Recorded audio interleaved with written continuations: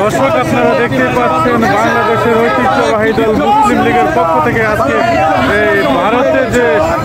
গেরুয়া বাহিনীর যে বাংলাদেশের হাইকমিশনার হামলা করেছে হামলার প্রতিবাদে আজকের এই বিক্ষোভ আমরা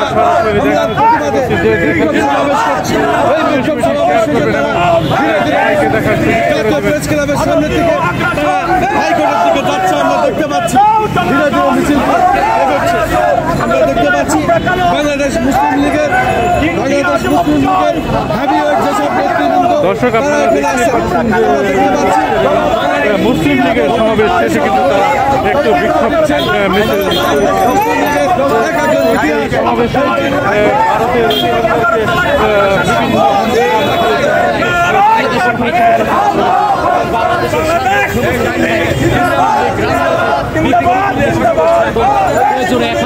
ভারতের আবারও গড়ে তোলা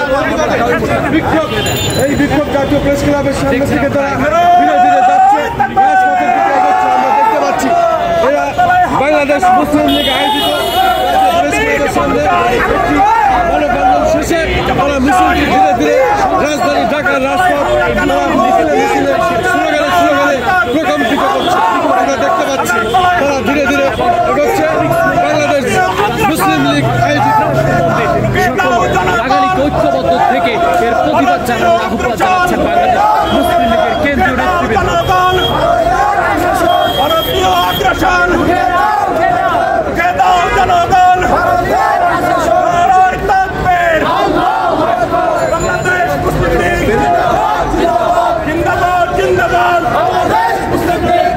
দর্শক যে যেখানে আছেন লাইভটি বেশি বেশি শেয়ার করবেন, সবাইকে দেখার সুযোগ করে দেবেন। আজকের এই বিক্ষোভ মিছিলটি আমরা